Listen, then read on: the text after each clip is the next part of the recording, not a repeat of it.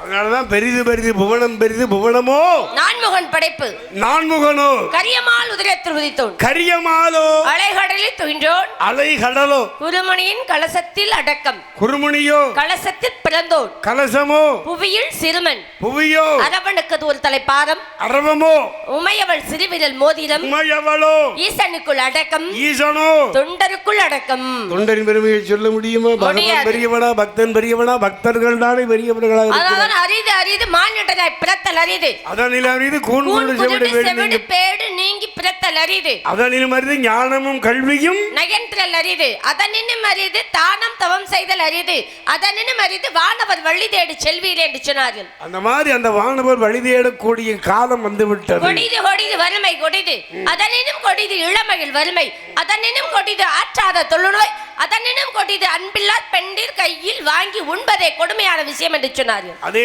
உலகத்திலே பார்க்க கூடாதது ஒண்ணு, பார்த்து ரசிப்பது ஒண்ணு. பார்க்க கூடாது பசியும் பஞ்சத்தையும் பார்க்க கூடாது, பெரிய பாவம். பார்த்து ரசிப்பது கலையும் அழகும். கலையில் சிறந்த கலை இயல் இசை நாடகம். இயல் என்ற பேச்சும் இசை என்ற பாட்டும் நாடகம் என்ற நடிப்பும் அங்கே இருக்க வேண்டும். பாட்டாலே புத்தி சொன்னார், பாட்டாலே பக்தியும் சொன்னார். பாட்டுக்கு நான் பாட்டெடுப்பேன். அந்த பாட்டுக்கள் பலவிதமாக ரசிகர்கள் கேட்கின்றார்கள் என்றால் அதற்கு தகுந்தாற்போல நானும் பாடுவேன். பாடுங்கோ. அதனால இசை என்ற இன்ப வெள்ளத்திலே ஏழு இசை காரணம் இசைப்பவரின் வாழ்த்து நீங்கல்ல. சப்த சுரங்கள் 7, அதனால்தான் 7 இசையும் இசைத்து வந்த நாரத மகரிஷி என்று வரவேற்பு கொடுத்தேன் நான். அதனாலதான் சப்த சுரங்க சப்த கன்னிகளும் 7, சப்த நதிகள் அதாவது சமுத்திரங்களும் 7. அதே போல சூரிய பகவான் புறப்பட்டு வருவது 7 சாரதி பூட்டிய அப்பேற்பட்ட 7 அஸ்வம். சாரதி கிடையாது, அஸ்வங்கிற அஸ்வத்துல தானே வர்றாரு. என சாரதியாக வந்தவன் அருணன் சூரிய பகவானுக்கு. அந்த சூரியனை பார்த்துதான் காலத்துடைய கணக்கை எடுத்தார்கள். அதனால்தான் முதலில் எங்கே விடியும் என்றால் அருணாச்சல பிரதேசத்தில் தான் முதலில் விடியும். அருணன் வந்ததால் தான் அங்கே விடியும் என்று சொன்னார். 6 குதிரைகளை பூட்டி எப்படி கதிரவன் காலையிலே தோன்றுகின்றானோ, கதிரவனை பார்த்து காலை வரும் தோது வண்டுகளை பார்த்து நாம் மூங்கில் இலை மேலே தூங்கும் பனி நீரே, தூங்கும் பனி நீரை வாங்கும் கதிரோன். என்ன பனியில தூங்கும் மூங்கில் இலை மேலே பனி தூங்குமா? விடிய காலையில் சூரியன் சூரியன் உதித்து வந்து விட்டான் என்றால் அந்த சூரியனாகப்பட்டது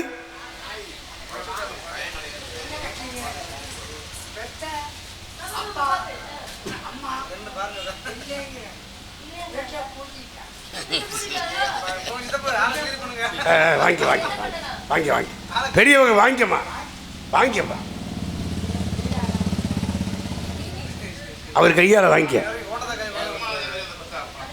10 மாதம் என்ன சுமந்து பெத்தி எடுத்த அம்மா, உன் பாசத்துக்கு முன்னால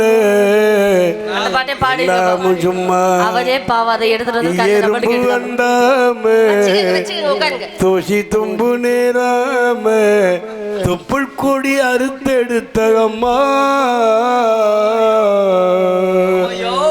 அப்படின்னு அருமையான பாட்டு. ஏன்னா யுகம் என்பது 4. என்னென்ன யுகம்? திரேதா திரேதா துபாபர கலியுகம் என்பது 4. இந்த 4 யுகத்துல கிரேதா யுகத்துல என்ன கதை நடந்துச்சுப்பா? ஹரிச்சந்திர புராணம் என்று சொல்வார்கள். ஆனால் இரண்யாட்சன் இரண்யகசிப்பு வராகம் நரசிங்க மூர்த்தியாக வந்ததும் இந்த திரேதா யுகத்தில தான். கிரேதா யுகத்திலே ராமாயணம் நடந்தது. துவாபர யுகத்துல மகாபாரதம் நடந்தது. இப்ப கலியுகத்துல கந்த புராணம் நடந்து கொண்டே இருக்குது. இப்ப துபாபாரதம் சொன்னீங்கல்ல, துபாபார யுகத்தில் மகாபாரதம் நடந்தது. மகாபாரதம் முடிவுல தர்மன் சொன்னாராம் நகுலனை பார்த்து, நம்ம அரண்மனைக்கு தேவையான குதிரைகளை வாங்கி வா நகுலா அப்படின்னு தர்மன் சொல்லி விடுறார். இந்த குதிரைகள் எல்லாம் வாங்கி வர வேண்டும் அப்படின்னு பொற்காசுகளை கொடுத்து விடுறார். அழகான குதிரை இருந்தா வாங்கி வா நகுலா அப்படின்னு கொடுத்து விடல. இந்த நகுலன் குதிரை வாங்க குதிரை சந்தைக்கு போனாராம்.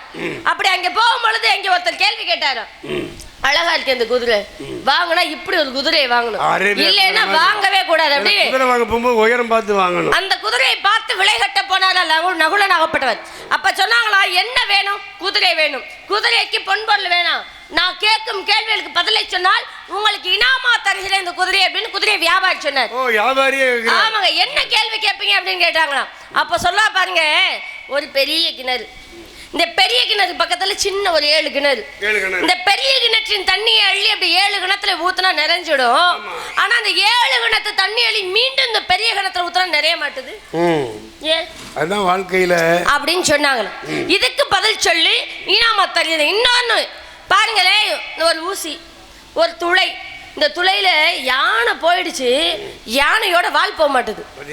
யானையே அந்த ஊசியோட துளையில போயிடுச்சான், ஆனா வால் போகலையாம் அப்படின்னு ஒரு கேள்வி. மூன்றாவதாக ஒரு கேள்வி பாருங்க, வேலி இருக்கு, ஒரு குழாய் இறையுதாங்கிட்டு பாத்துக்கோங்க என்னன்னு பாருங்க. வேலிக்குள்ள பயிர் இல்ல, ஆனா வேலி மட்டும் விவசாயத்துக்கு காப்பாது போல இருக்கு. வேலிய பயிர் மெஞ்ச கதையா. இதுக்கெல்லாம் என்ன விடைன்னு கேட்கறதோ சொன்னாங்களாம். பெரிய கிணறு தாயும் தகப்பனும், 7 சின்ன கிணறு பிள்ளைகள். ஒரு பிள்ளை கிடையாது, எத்தனை பிள்ளை பெத்தாலும் தாயும் தகப்பனும் சரியா பாசத்தை காட்டி வளர்த்துருவாங்க. ஆனா அந்த பிள்ளைங்க எல்லாம் பெரிய ஆளாய் வளர்ந்ததுக்கு அப்புறம் என்னைய மட்டுமா பெத்த, அவனையும் தானே பெத்த. என் பொண்டாட்டி திட்டுவாள்ல, அவன் வீட்டுல 2 நாளைக்கு போயிரு, அவன் வீட்டுல போய் 2 நாளைக்கு இரு. அப்படி இந்த 7 பிள்ளைகளா இருந்தாலும் எத்தனை பிள்ளைகளா இருந்தாலும் ஒரு தாயும் தகப்பனையும் சரிவர பார்க்க மாட்டார்களாம். இதுக்கு அதான் முதல் விடை. இரண்டாவது விடை சொன்னா பாருங்க, யானையே போயிடுச்சு ஊசியோட துளையில, வால் போகல அப்படின்னாங்க. பெரிய பெரிய குத்தம் செஞ்சவங்களாம் வெளியில தப்பிச்சு போயிடுவாங்களாம். ஏதோ 5க்கு 10க்கு ஏதோ கையேந்தி நின்று ஏதோ கடை வாங்கணும்னு வச்சுங்களேன், அதில் தான் மாட்டிக்கிட்டு முழிப்பாங்கன்னா தண்டனை கிடைக்குமா. பெரிய தவறு செய்தவர்தான் தப்பித்து செல்வார்கள், ஏதோ சிறு தவறு செய்வதில் மாட்டிக்கொள்வார்கள். அதுக்கு எடுத்துக்காட்டா சொன்னாங்களாம். மூணாவது சொன்னாங்க பாருங்க, அதான் வேலையெல்லாம் அப்படியே இருக்கு, அரசாங்க அரசியல் எல்லாம் அப்படியே இருக்காங்க, உள்ள பயிலக்கான மக்கள் எல்லாம் ஏழ்மையாவே இருக்காங்க அப்படின்னு ஒரு காரணம். இது எங்க நடந்துச்சுன்னா துபாபார யுகத்துல யார் வந்து கேட்டான்னா கலிபுருஷன் கேட்கிறாரு. கேட்டதுனாலதான் தர்மம் சொல்றாரு, வந்தவன் கலிபுருஷன், அடுத்த அவதாரம் கலியுகம் பிறக்க போது இனிமே நம்ம வாழ தகுதியில் போனாங்களாம். இதெல்லாம் கலியுகத்தில் நடக்கும். பெத்தவங்களை பிள்ளைங்க பார்க்காதுங்க, பெரிய பெரிய தவறுகள் நடக்கும், வேலியே பயிரும் மேயும். அதனால தான் அந்த அப்பா சொன்னதுக்கு அது விளக்கம் இல்லை. அதுதான் உண்மை. அந்த மாதிரி உலகத்தில் அந்த தாய் தான் உலகம். அதனால தான் தர்ம தேவரே கேள்வி கேட்டுச்சாங்க, விழுந்துரு அதை உட்காரு. ஐயோ புள்ள மிதிக்க போறாரு, சேலத்துல போய் தெரிஞ்சாருப்பா. ஆமா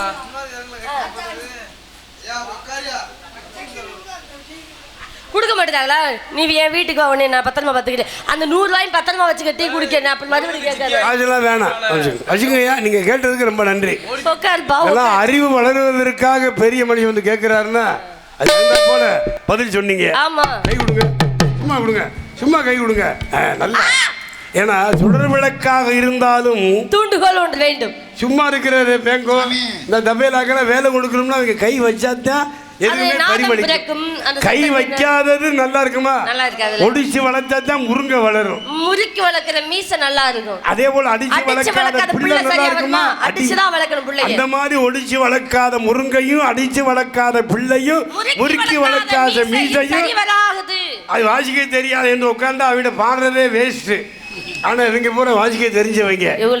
என் தம்பி ராமதாஸ்ல இருந்து, சரவணையில இருந்து, அங்கடைய மாப்பிள்ளை ஜெயராஜ்ல இருந்து, வெற்றிவேல்ல இருந்து அருமையான ஆளு. தாளம் போட சத்தம் வெளியில கேட்கணும், அந்த கையில மட்டும் தான் சத்தம் வெளியில கேட்கும். நாங்க 4 பேர் மன்னார கம்பெனியே. ஏற்று மன்னார கம்பெனி என்ன தெரியுமா அர்த்தம்? ஏற்றுவது இறக்குறது, ஏற்றுமதி. எந்த குரூப்லயும் சேருவான். சுதி இல்லாமையும் சேர்ந்து வாசிப்பாங்க, சுதியோட வாசிப்பாங்க. ஊருக்கு போனா நடுத்துண்ட நமக்குன்னு போடுவாங்க. என்ன காரணம்? அந்த மாதிரி உன்னை வாழ்த்த வந்தேன். எப்படி தெரியுமா வாழ்த்த வந்தேன்? பார்க்கலாம், பாவா ரொம்ப நேரம் உட்கார்ந்துருக்காங்க. 4:30 மதியம் 4:30 மதியம் அப்படியா? பட்டு பட்டு பட்டு பூச்சி போல எத்தனையோ வெள்ளமின்னோ நட்டு வச்சு நான் வளர்த்து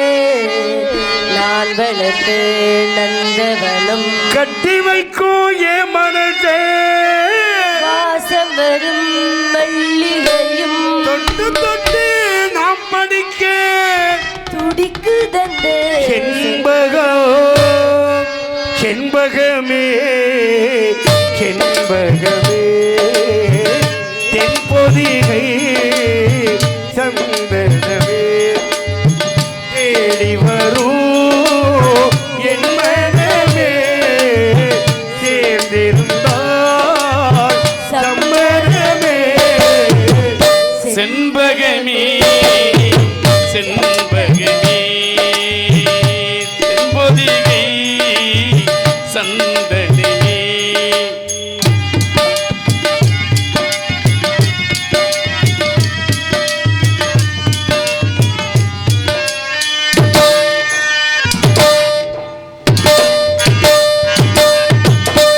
உன் பாதம் போகும் பாதை நானும் போக வந்தேனே.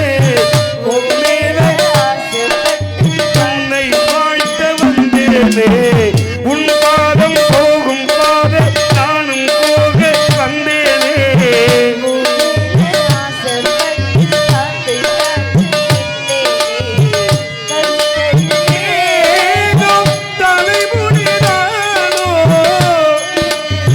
சிரித்தது எழுந்த புகைதானோ எல்லாம் போனாதி பத்து பேசி பேசி உன் பாட்டுக்காரம் பாட்டு ஒன்று விட்டு போகாது செண்பகமே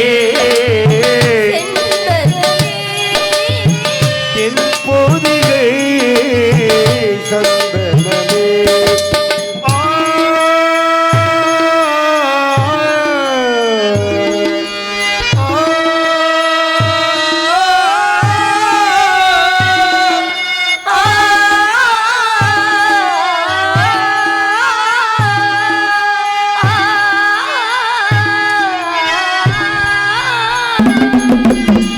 மூணாம் தீயைப் போல நானும் நெற்றிப் பொட்டோட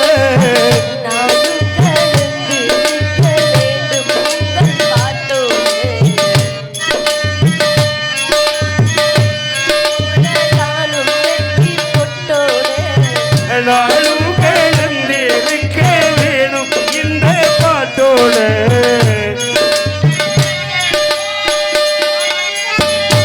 வச்சு பொட்டு வைத்து பாட்டறிந்த நேரம்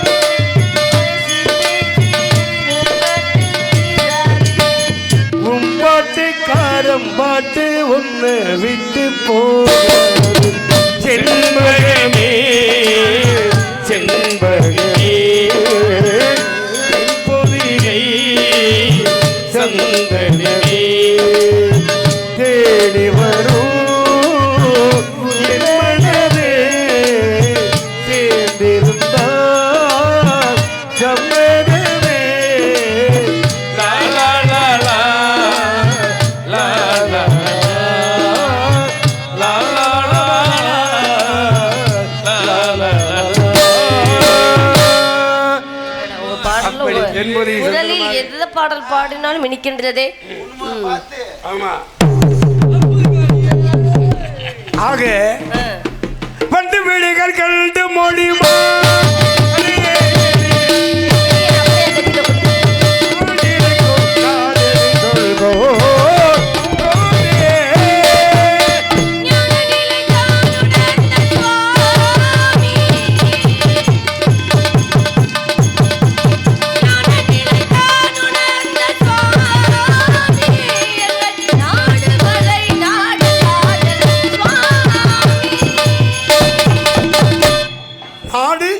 நாடு ஊரு சிற்றூர் நிலம் குறிஞ்சி தந்தையின் பெயர் நம்பி தாயின் பெயர் நங்கை உன் பெயர் வள்ளி எதுக்கு வந்திருக்கீங்க? காவல். இதுக்கு முன்னால யார் வந்தா? இதுக்கு முன்னாடி இங்க யாரும் வரல, நான் தான் வந்திருக்கேன். காவல் பருவம் அதே நேரத்தில் தன்னுடைய பருவம் வீணாகிறது என்று பரமேல் தினையின் பருவம் வீணாக கூடாது, என்னுடைய பருவமும் வீணாக கூடாதுன்னு எங்க அப்பா சொல்ல கேட்டு வேண்டுதல் நிவர்த்தி செய்ய நான் வந்தேன். நிலையின் தெரியாத அடங்கியான் தோற்றம் மலையினும் மான பெரிதிரான் காலத்தினால் செய்த நன்றி சிறிதனினும் ஞாலத்தின் மானப்பரிவுன்னு சொன்னாங்க.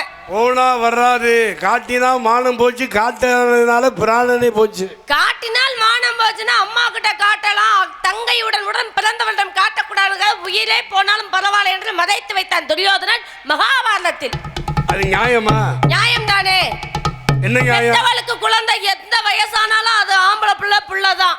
ஆனா உடன் பிறந்தவள் சகோதரி முன் தன்னுடைய நிர்வாண கோலத்தை காட்டக்கூடாது என்று தன்னுடைய உயிரை மானத்தை மறைப்பதில் என்ன தவறு?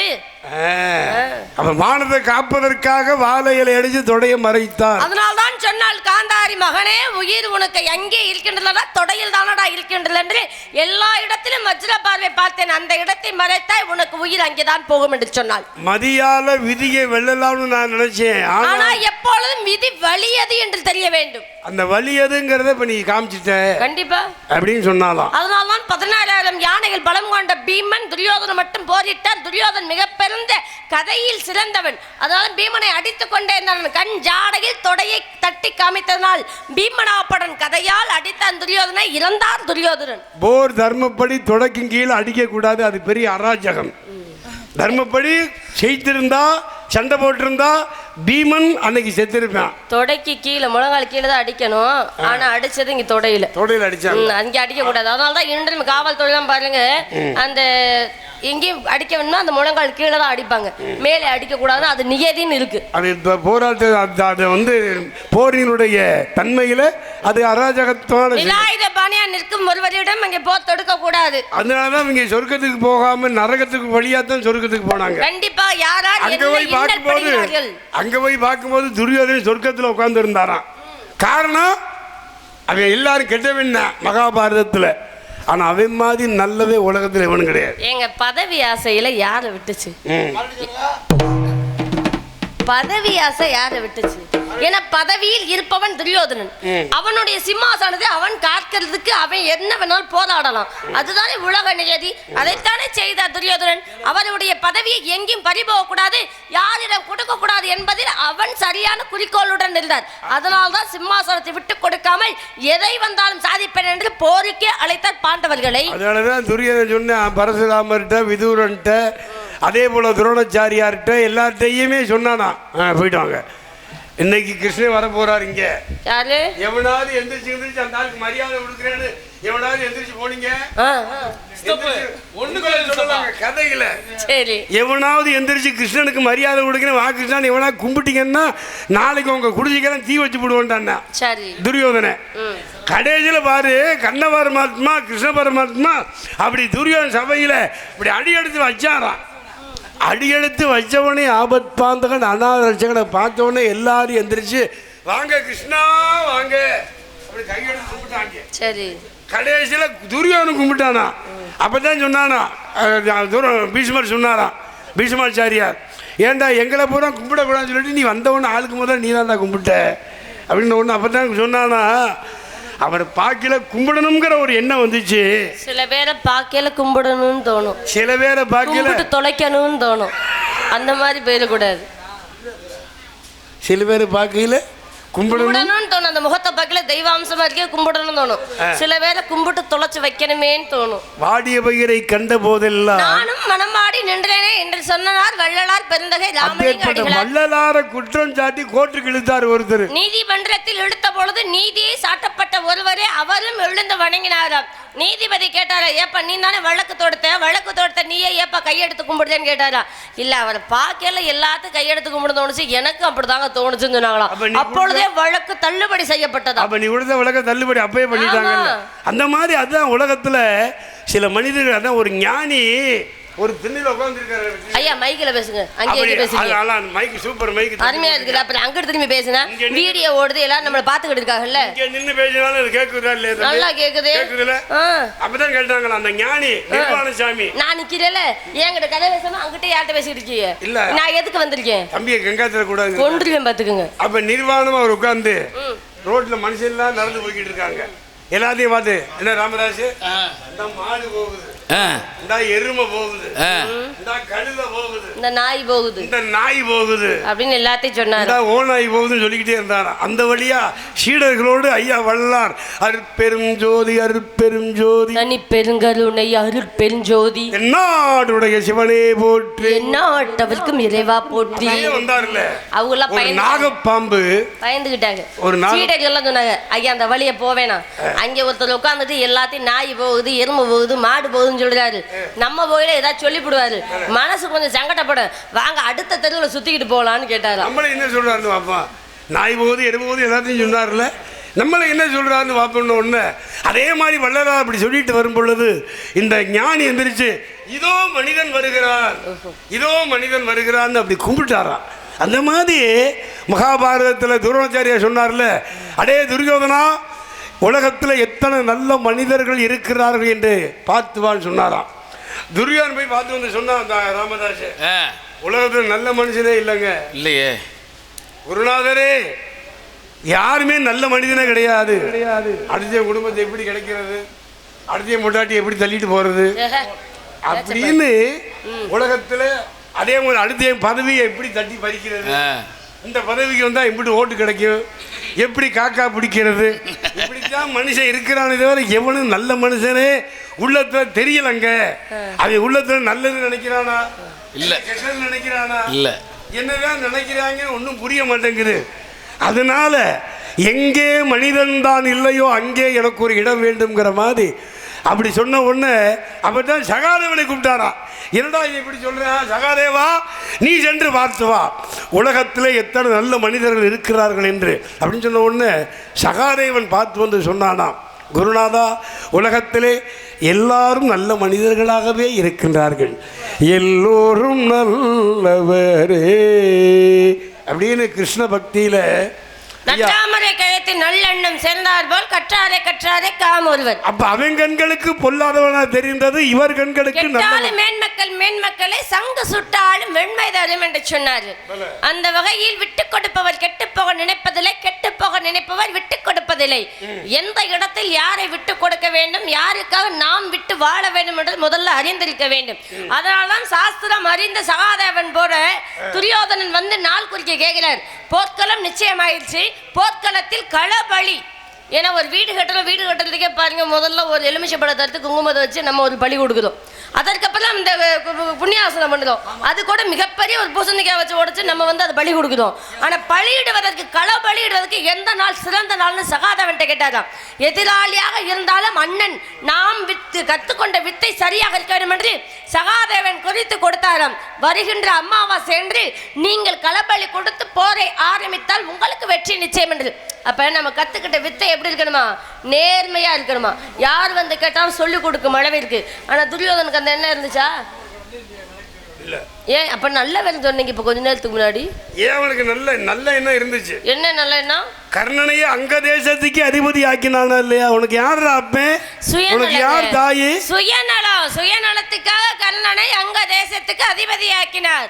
ஏன்னா அர்ஜுனனை வீழ்த்த நம்மால் இயலாது. அதை போல இந்த வில்லில் சிறந்தவன் அர்ஜுனனை காட்டிலும் கர்ணன் நல்லாவே வில்லில் சிறந்த மாணவனாக விளங்குகிறான். அவனை நம் வசப்படுத்தி கொள்ள வேண்டும் என்ற சுயநலத்தோடு அங்க தேசத்தை கொடுத்து மானம் காப்பாற்றி உயிரையும் காப்பாற்றி அங்க தேசத்துக்கு மன்னராமாக்கி அவன் தன் வசப்படுத்தி கொண்டார். அதனால்தான் கர்ணனுக்கு நல்ல எண்ணம் இருந்தாலும் துரியோதன பக்கம் எதிர்த்து பேசாம இருந்தாரு. கிருஷ்ண பரமாத்மா வந்து சொல்றாரு, கர்ணா உனக்கு அப்பா அம்மா இருக்காங்க, உங்க அம்மா வேற யாரும் இல்ல, குந்தி தேவி தான் உன்னுடைய தாய், உன் தம்பி 5 பேர் இருக்காங்க, தர்மன், பீமன், அர்ஜுனன், நகுலன், சகாதேவன். அதனால உனக்கு அப்பா அம்மா இருக்காக, ஒழுங்கா நீ வந்துரு பாண்டவர் பக்கம் சொல்றாரு கிருஷ்ண பரமாத்மா. சொன்னாரு அப்பதான் அவர் சொல்லல, எல்லாம் அவர் நடத்திய நாடகம். குந்தி தேவிட்ட சொல்லி அனுப்புறாரு, அத்தை நீ ஏற்கனவே பெற்ற குழந்தை தான் கர்ணன், எதிராளி வசம் இருக்கான். விதுரன் வில்ல ஒடிச்சு போட்டான்ல, அப்ப வந்தாருல சபைக்கு, எதுக்கா வந்தாரு? போர் நடத்தவா இல்ல பாண்டவருக்குள்ள பங்க நீ கொடுக்குறியா அப்படிங்கிறதுக்காக தான் கேட்க வந்தாரு. கேட்க வரும்போது கர்ணனை பார்த்து இந்த வார்த்தையை சொன்னாரா. அப்பதான் கர்ணன் சொன்னானா, ஏ கிருஷ்ணா, இந்த குழல் ஊதுறது, புல்லாங்குழ ஊதி இந்த பசுக்களை மயக்கிறது, இந்த பெண்களை மயக்கிறது, இதெல்லாம் அவங்களோட வச்சுக்க, என்கிட்ட இதெல்லாம் சொல்லாத. உன்னுடைய புல்லாங்குழலுக்கும் சொல்லுக்கும் நான் மயங்க மாட்டேன். நீ இதை நீ நேற்றே சொல்லியிருந்தீங்கன்னா நீ சொன்ன மாதிரி நான் வந்திருப்பேன். ஆனால் இன்றைக்கு என் நண்பன் துரியோதனுக்காக அர்ஜுனை கொல்லணுங்கிறதுக்காகவே என் உடம்புல விஷ ஊசியை போட்டு வளர்த்துக்கிட்டு வர்றேன். இப்போ நீ வந்து சொன்னாப்புல நான் வந்துடுவேனா? செஞ்சோட்டு கடனை நான் தீர்க்க பிறந்தவன் கண்ணா, சாவை கண்டு என்னைக்கு நான் கலங்கலை, 6லும் சாவு 100லும் சாவு. அது ஏன் இப்படி சொன்ன? 6லும் சாவு 100லும் ஏமா சொன்ன? அண்ணன் தான் சொன்னாரு. ஏன் சொன்னாரு? ஏன்னா 6 பேர் ஆறுலையும் செத்து 100லையும் சாகுறது. அப்படியாங்க? அண்ணன் தம்பி 5 பேர் மட்டும் வாய் நிறைய சொல்றீங்களே, இப்ப போய் 5 பேரோட சேர்ந்து நான் 6வது ஆள் நின்னாலும் துரியோதன் எனக்கு ஏமாத்திட்டேடா துரோகி பையலன்னு எனக்கு கொண்டுறியான். எப்படி போறதுல 5 பேரோட சேர்ந்து 6வது ஆளா இருந்தாலும் எனக்கு கொண்டுருவாங்க, சாவு நிச்சயம். ஆனா 100லையும் சாவு இங்க இருப்பதே 100 பேரு, கௌரவர்கள் 99 பேரு, 100 பேரு. ஆனா அதுல விகர்ணன் மட்டும் விலகி சென்றான். போர்க்களம் வந்து சரியான ஒரு பாதை இல்லை என்பதற்காக விகர்ணன் விலகி விட்டால் 99 பேரு. இந்த 99 பேர் கூட நான் 100வது ஆள் நின்னாலும் அர்ஜுனன் காண்டிபத்தால் எப்படியும் என்னை அழிப்பான் என்று தெரியும். ஏன்னா சாரதியா இருப்பவனே கண்ணன் தானே. இருக்கும் வரை இந்த உலகத்தில் அனைத்து நாடகங்களும் அவன் தான் நடத்துவான் என்று கர்ணனுக்கே தெரியும் அல்லவா? அதான் அன்னைக்கு சொன்னான் கண்ணராஜன், ஆட்டு வித்தாள் யார் ஒருவர் ஆடாதாரே கண்ணா. அதனால்தான் அந்த கண்ணன் கூட தோற்று விட்டானாம். யாரிடம் என்றால் சராசந்தனிடம் 17 முறை தோற்கடிக்கப்பட்டு பீமனால் வெல்லப்பட்டான். ஜராசந்தன் கிழித்து போட்டான், கஞ்சாடை காட்டினான், புள்ளை எடுத்து கிழித்தது ஒருத்தன், கிழிக்க சொன்னவன் ஒருத்தன், கிழிப்பட்டு கிடந்தவன் ஒருத்தன். கண்ணனே தோத்து போனாருங்க ஜராசந்தன்ட்ட. பலே பலே, நல்லா நல்லா புரட்டி இருக்குல்ல. என்னடா ராமராஜ், நீங்க என்ன பேசினாலும் பேசலாம். ஐந்தில் விளையாதது 50 விளையாது, தொட்டில் பழக்கம் சுடுகாடு வரைக்கும். அதனால்தான் தொட்டில் பழக்கத்தோடு லட்சுமணன் தொட்டில் பழக்கத்தோடு ராமன் பக்கத்தில் அருகாமை இருந்தான். கடைசியில் அவன் இறக்கும் வரைக்கும் கூடவே சென்றான் லட்சுமணன், சுடுகாடு வரைக்கும். ஏன்னா 4 குழந்தை பிறந்த உடனே யார் யார்? ராமன், பரதன், லட்சுமணன், சத்ருகனன். 4வது தொட்டில தான் லட்சுமணனை போட்டிருந்தாங்க. இந்த 3 குழந்தையும் அழுகாம இருந்துச்சான்.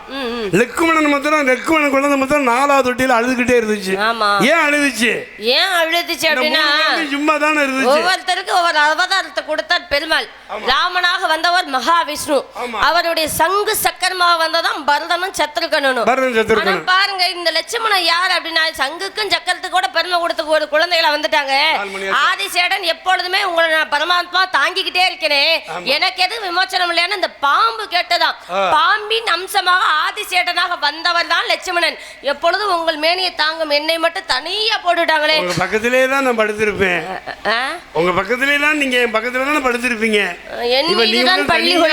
நீங்க தனியா என்னை 4வது கட்டல போட்டீங்களே.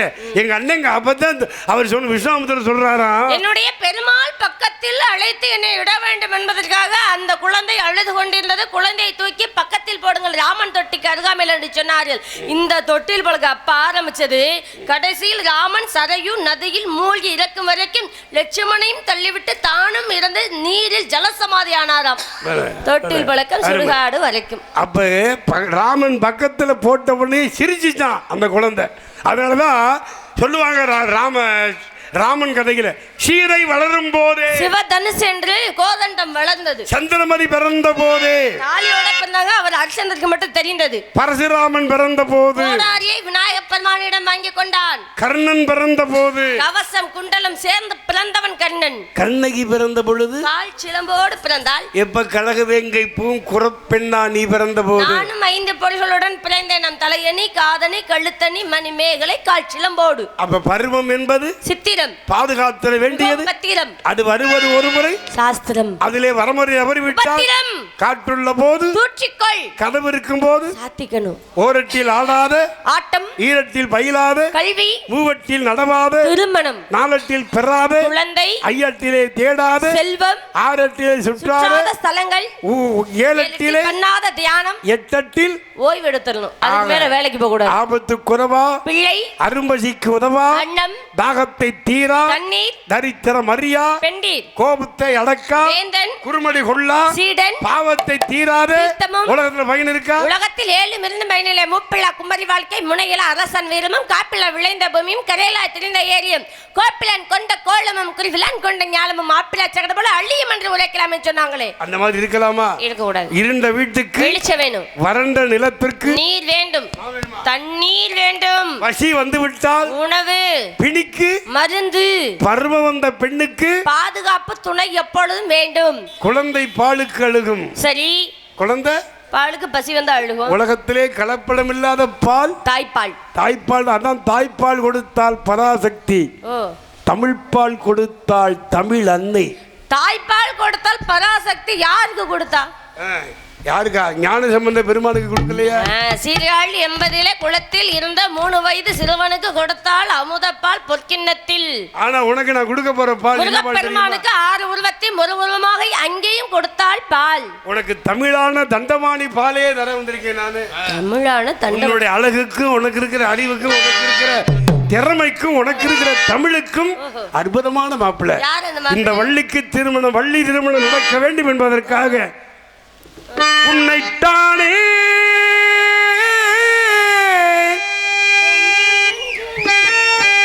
தஞ்சமென்று நம்பி வந்தாய் மானே,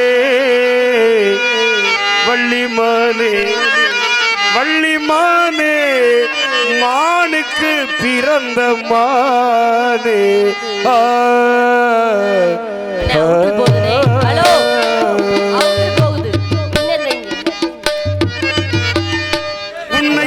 ஹலோ அவுட்டில் போதியா இன்னது வைங்க. ஹலோ சரி பத்துங்க.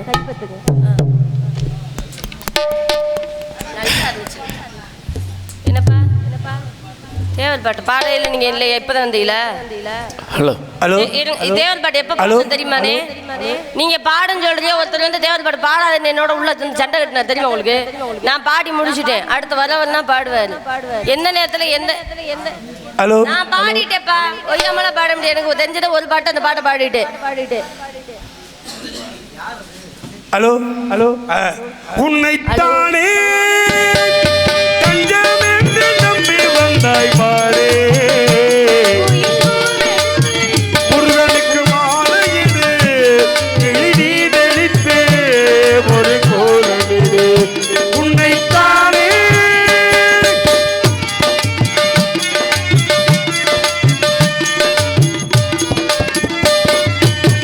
மலரின் கதவுண்டு திறக்கிறதா,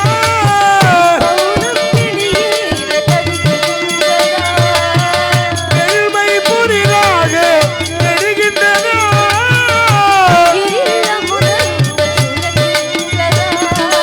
முருகன் வருவானே முத்தம் கொடுப்பானே. மாப்பிள்ள முருகன் வருவாரு, உன்னை அப்படியே கட்டி பிடிச்சு. எனக்கு இந்த மாப்பிள்ளையே வேணாம். இரவுகள் இரமான தொட்டு இழுத்தால் வெக்கம் என்ன கட்டம் போடுதா, தஞ்சமென்று நம்பி வந்தாய் மாறே, வள்ளிமானே வள்ளிமானே.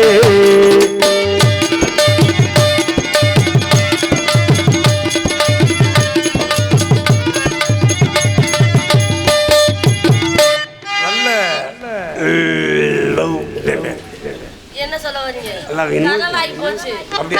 உலகம் உனக்கொண்டு விளங்காதே,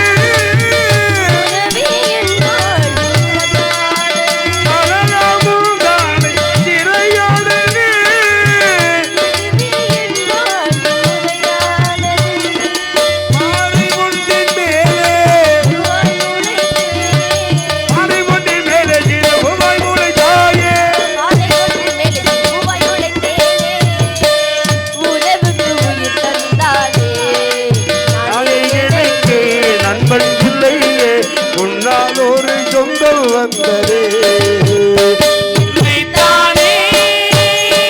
தஞ்சமென்று நம்பி வந்தாய் மாறே, முருகனுக்கு மாலையிடு ஒரு கோலமிடு, விழி நெடுத்து ஒரு கோலமிடு, ஒரு கோலமிடு.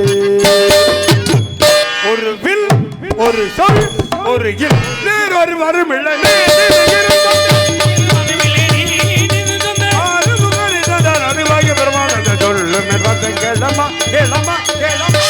அவரவர் நேரப்படி அவரவர் திருமுகத்தை காட்ட வேண்டும். கந்தனுக்காக நான் சம்மதம் சொல்ல வேண்டும், அவ்வளவுதானே. இருந்தாலும் பெரியவர் தாங்கள் சொல்லும் பொழுது கேட்காமல் இருக்க மாட்டேன். தாங்கள் எந்த வார்த்தை சொன்னாலும் கேட்பேன். இருந்தாலும் கந்தனை நான் திருமணம் செய்து கொள்ள மாட்டேன். குட்டி கொட்டு பத்துங்கள் கூட்டி கொடுப்பதுக்கு கோத்திரத்தில் முறைய ஓட்டம்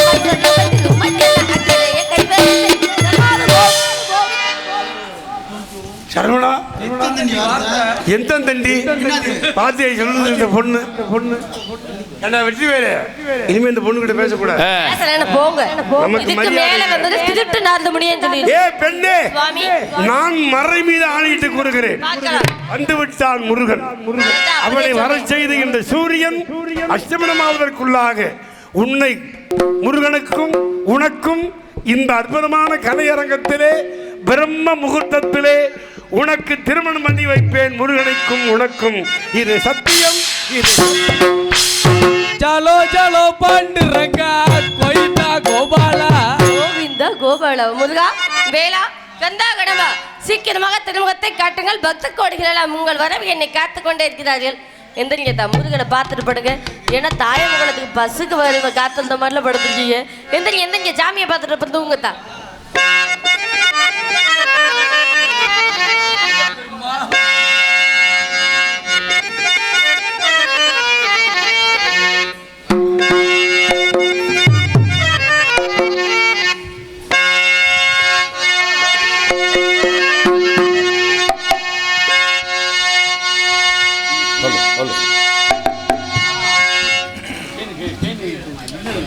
हेलो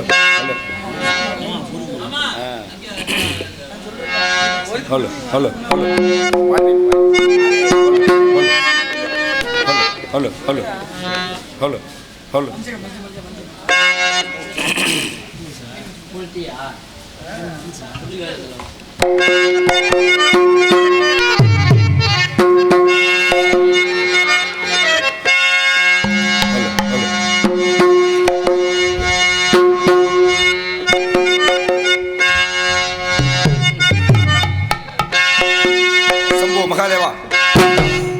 शंभो महादेवा शंभो महादेवा ना ना ना ना ना ना ना ना ना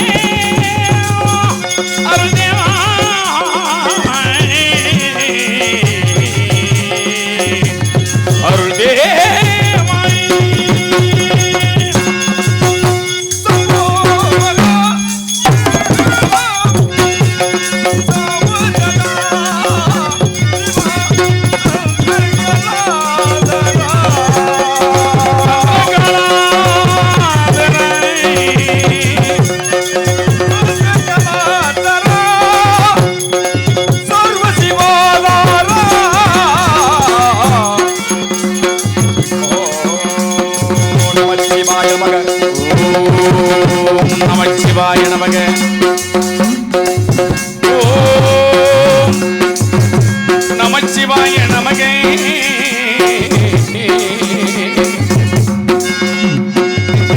ஓம் நமச்சிவாய நமக ஓம் நமச்சிவாய நமக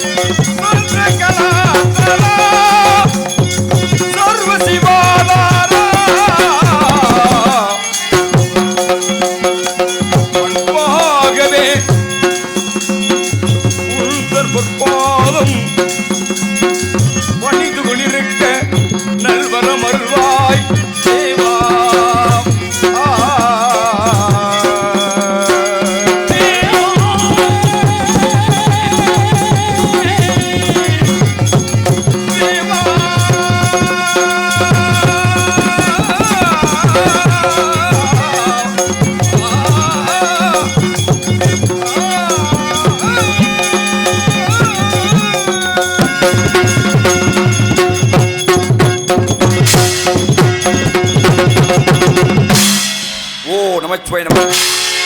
ஓம் சத்திய நமக.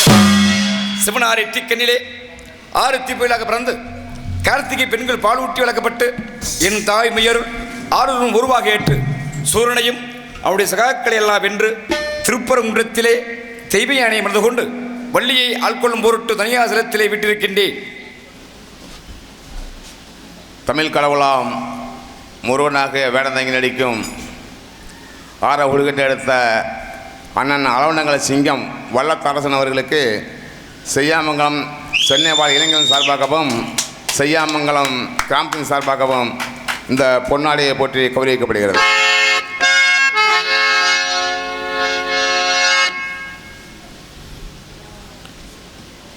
வள்ளியாக நடிக்கும் ஸ்ரீ சக்தி பாரதி அவர்களுக்கு சென்னை வாழ் இளைஞரணி சார்பாகவும் மற்றும் நேதாச்சி இளைஞரணி சார்பாகவும் 200 ரூபாய் அன்பளிப்பு வழங்கப்படுகிறது.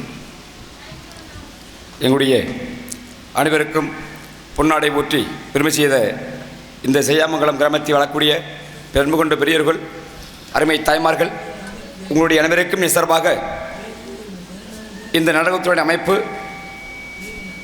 தமிழகமெங்கும் இந்த உலகமெல்லாம் பேரும் மூலம் பெற்று வருகின்ற செய்யாமங்கலம் எனது அருமை மச்சான் KR ராமதாஸ் அப்படி சார்பாக எங்களுடைய ஆரைக்குடி உலக உத்தம தெய்வீக திருமகளுடைய பேரவையின் சார்பாக நன்றி கலந்த வணக்கம் வணக்கம் வணக்கம்.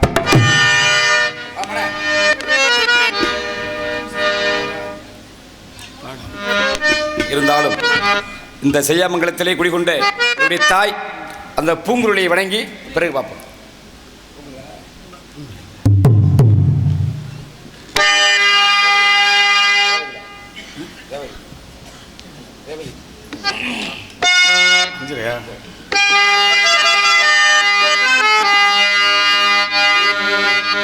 நினைத்தானே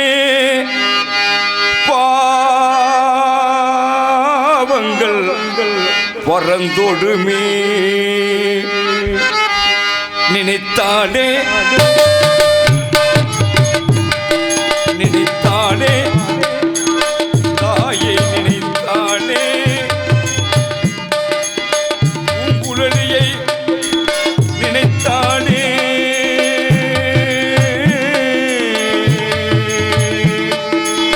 பாவங்கள் வரந்தொடுமே.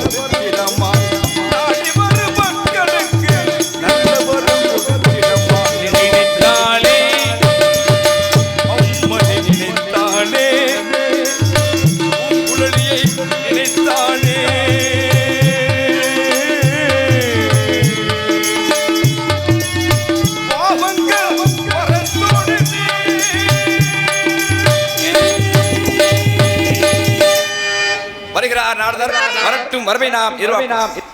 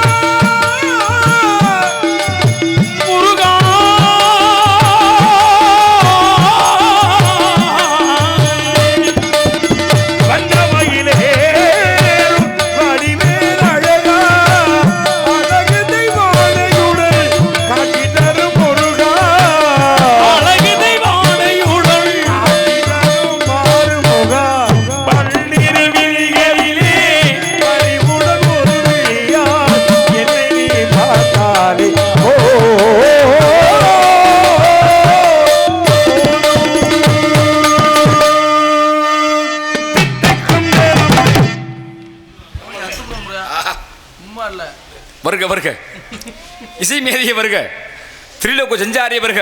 அசர்றாங்க இல்லையே நாரத பெருமானே, கொஞ்சம் கூட அசர்வாங்கன்னு பாக்குறேன். முருகனை பார்த்த உடனே ரொம்ப கிளம்புது. ஒரு சுறுசுறுப்பு இல்லைன்னா ஆமா நல்லா இருக்குமா இல்லையா? அண்ணா அந்த உண்மை உண்மை. நல்லா வாழ்க்கையில சுறுசுறுப்பு ரொம்ப முக்கியம். கண்டிப்பா கண்டிப்பா. அந்த மாதிரி என்னைக்கு முருகனுடைய நாமாவளியை பாட ஆரம்பிச்சனோ, கந்தனுடைய கருணை இருக்கும்போது என்றும் நலமே. யாம் இருக்க பய வேண்டாம்.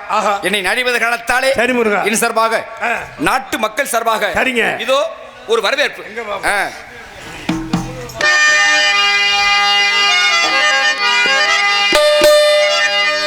இனிதான சுரம் ஞான இசை மீதையே, இனிதான சுரஞான இசை மீதையே,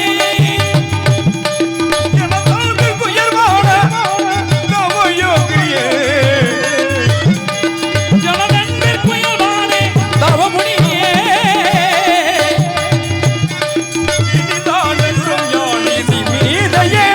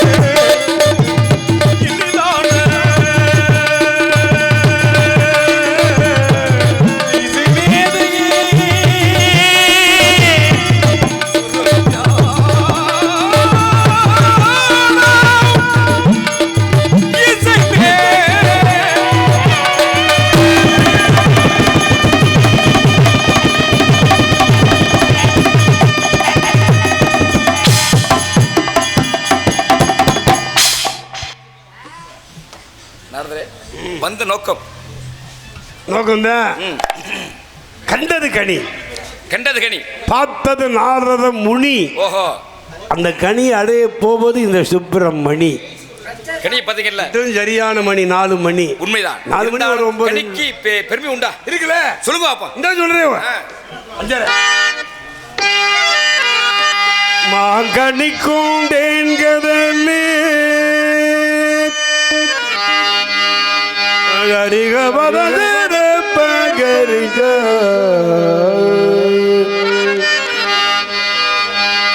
மாங்கனிக்கும் தேன்கதலே வங்கனிக்கும் மேலனுக்கோ பூங்கனியே கண்டு மணும் மணும் பூரித்தேன் முருகா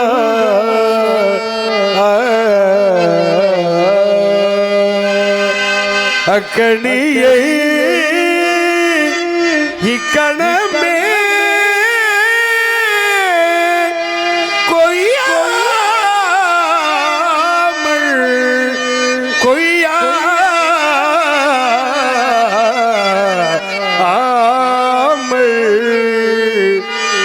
கொய்தணைத்து அரவணைத்து அதை அணைத்து அதை பிடித்து பிழிந்து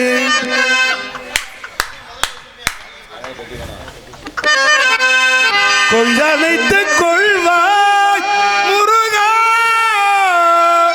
காதல் கடிதம்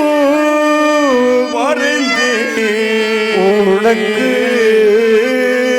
வந்ததா வந்ததா வந்ததா வசந்தம் வந்ததா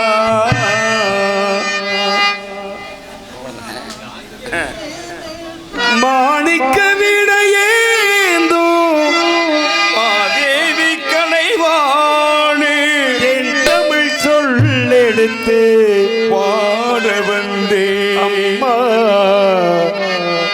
இதயம் ஒரு கோவில், அதில் இதயம் ஒரு பாடல், இதில் வாழும் தேவினே இசையை மலராள் நாளும் சூட்டுவே. அப்பேற்பட்ட அற்புதமான அந்த கனிக்கு மாலை சூட்ட வேண்டிய நேரம் இந்த நேரம். சாய்க்கம் என்ன முனியே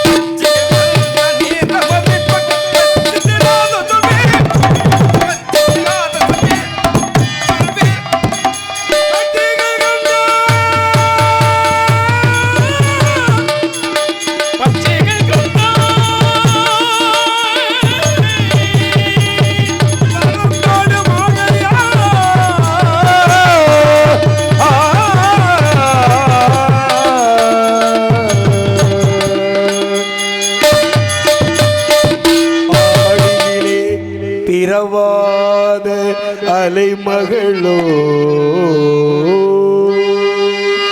ஏழிசை பயிலாத கலைமகளோ ஊழினடும் புரியாத மலைமகளோ உலகத்தாய் பெற்றெடுத்த தமிழ் மகளோ அவள் சக்தி பாரதி மகளோ பக்திகள் கண்ட பறந்தொடு மகையோ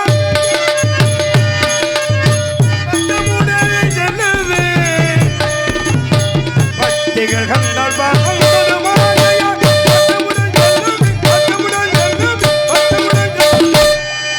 கெட்ட மார்க்கத்தில் பிறந்து ஓடும் என்ற இதற்கு காரணம் ரொம்ப உயரம் நீங்களே உயரம் நாள் தானே என்னை கண்ணு உயரம் அப்படியா அரேபியா குதிரை மாதிரி உயரம்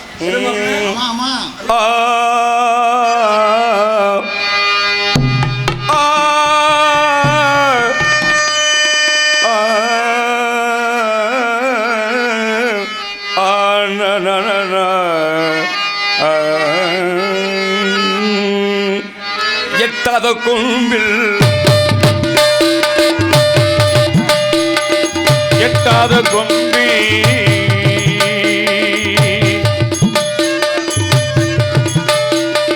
நாரதரே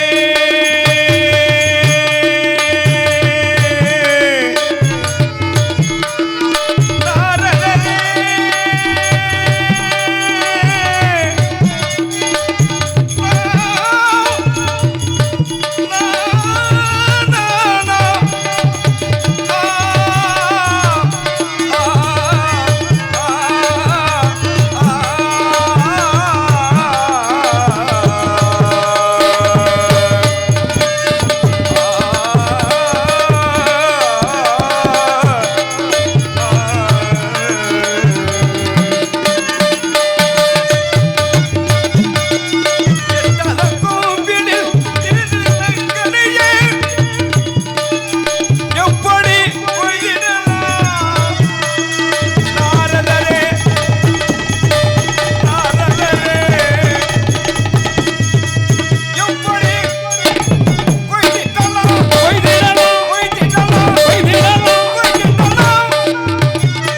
படுக்கிற முருகா முருகா முருகா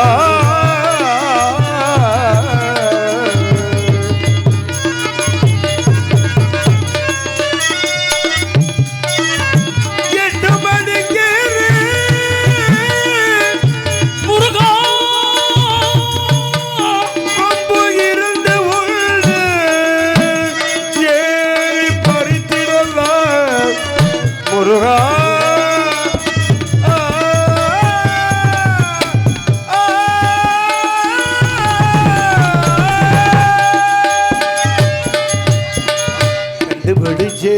கண்டுபிடிச்சே காதல் நோய கண்டுபிடிச்சே காதல் நோயை கண்டுபிடிச்சு சிஷ்யா சிஷ்யா இது சரியா சரியா மாட்டே கேட்டே மகிழே குயிலே என்று நீ உறங்கும் போது உடல் கேட்டேடல் கண்டுபிடிச்சு காதல் நோய கண்டுபிடிச்சே கண்டுபிடிச்சே கண்டுபிடிச்சே காதல் நோய கண்டுபிடிச்சே பார்த்தது வள்ளிதானே வெளியேற காதல் உண்டாயிருச்சு ஆமா நீங்களும் காதலிச்சால்தான் ஆமா நானும் காதலிக்கு போறேன் இப்ப. ஏன்னா ஆண்டவன் மீது பக்தன் காட்டுவது பக்தியின் காதல் நீங்கள் பேரின்ப காதல் கண்டிப்பா கண்டிப்பா சிற்றின்பம் அல்ல இல்ல இல்ல பேரின்ப காதல் அதனால அவள் வேறு யாருங்க மகாவிஷ்ணுடைய ஆனந்த கண்ணிலே பிறந்த மாலோனின் மருகனுக்காகவே பிறந்தவள் அல்லவா பாதியிலே கொடுத்த வாக்கு பாதியில் இருக்கின்றது ஆமா அந்த பாதி வாக்கை முடிக்க வேண்டும் அப்படித்தானே ஆமாங்க உடனே சென்று கருமாரி மகன் உருமாறி சென்று வள்ளியோடு வாது போல புரிந்து கடிமணம் புரிந்து திருமண காட்சி தர வேண்டும். அழகான பெண்ணை பார்த்தீங்கல்ல? ஆமா. அழகான பொண்ணு ஒன்று கிடைக்கல? ஆமாங்க. நாதேஸ்வர ஓசையிலே தேவன் வந்து பாடுகிறான், சேர்ந்து வரும் மேளத்திலே தேவி நடமாடுகிறாள். நாதேஸ்வர ஓசையிலே தேவன் வந்து பாடுகிறான், சேர்ந்து வரும் மேளத்திலே நடமாடுகிறாள். நாதேஸ்வர ஓசையிலே